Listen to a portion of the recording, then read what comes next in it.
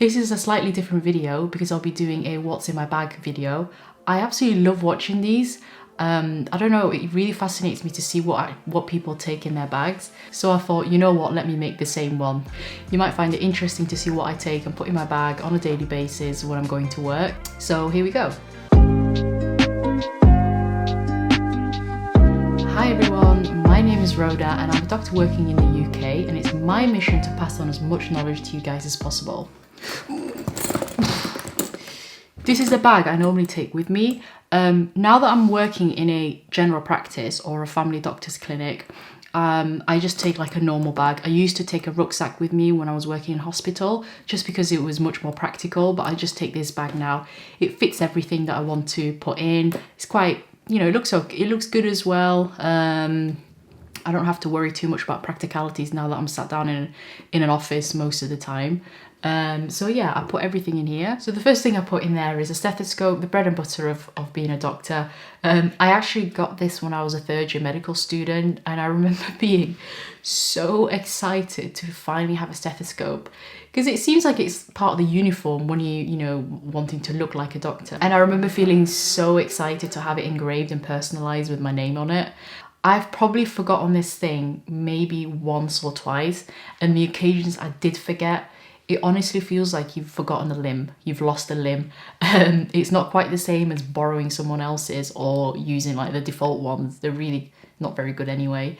But yeah, I've still managed to keep hold of this for the last nearly 8 years, which is a long time. So the next thing is my laptop.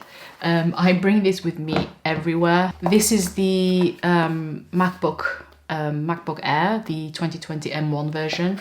I did have a 2014 MacBook Pro, but it finally gave up on me. It was on its last legs for the last 2 years. The screen was smashed, the battery was really bad, so I thought, you know what, I'm going to replace it. I just keep it with me to do my editing or do my articles. I just like having it with me because it's got all my files and all my documents with me. And I tend to use this when I'm like researching stuff or doing an audit or anything like that. So next thing I keep with me is a water bottle. I've had this water bottle for a couple of years now, and it's really good actually because it's got the times on it as well. So it'll remind, you probably can't see it on here, but it's got like the times on here as well. So it just reminds you every time you need to drink, and it's a really good way of getting your hydration in. And just a quick fun fact, you know, as an adult, we always recommend people to drink 2 to 3 litres of water, which is probably about 2 or 3 of these, or kind of 6 to 8 glasses of water a day. That includes things like tea and coffee, but make sure you keep hydrated, guys. The next one is pens. I've always got at least like 4 or 5 pens in there. Honestly, they have probably like magical properties where they go missing. So I just always keep a bunch in there, just in case. This is the hospital version of it that I used to have. I don't really use this as much now. I do use it occasionally, but I don't feel as though it's something I need to put in my bag. The next is my AirPods.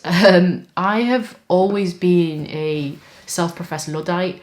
I was always behind with technology. I would literally have like the oldest phone, and I would only upgrade when the phone's actually broken down and no longer works. So I never thought, you know, I always used to think these AirPods are just like not really worthwhile. But then I borrowed my brother's for a couple of days when I went to the gym. Guys, since then I have never gone back to wires, so these are really good. I try to go for walks in between sessions, so morning and the afternoon. I usually listen to podcasts or audiobooks. The one I'm currently listening to is Criminal. It's a true crime podcast. It's really interesting. I would urge people to check it out. It's very fascinating. And then it's the usual accessories. Always have to have my phone charger on me. I need to keep a dongle with me as well. This is for my laptop, so I can plug in my USB, SD cards and things like that. Next is a guideline book. This is essentially a book to just check any recent guidelines. You know, sometimes when I've got a patient in front of me and, for example, they've been diagnosed with hypertension and I just want to know what medication I need to start them on and I can't remember, I'll just have a quick flick through here as well, just to have a look.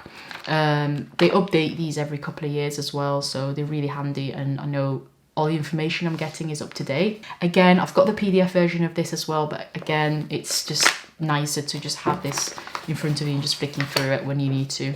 I always keep a diary with me. This is 2020, I need to upgrade and get the 2021 version. Always good to keep all the information in. So a lot of the time I jot down tasks that I need to do, or any patients that I need to phone back, anything that I need to make sure I need to remember. So I use my diary for that. Need to get a new one. Next is a Kindle.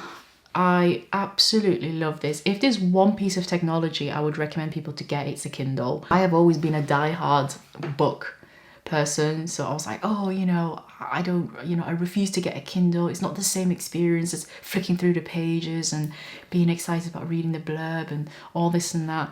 I got this as a birthday present, and again, I've never looked back. You can download so many things on here. It's absolutely fascinating. I always try and keep something on me to read, just to avoid me from just mindlessly scrolling through my phone. At the moment, I'm reading Try Not to Breathe by Holly Seddon. So far, so good.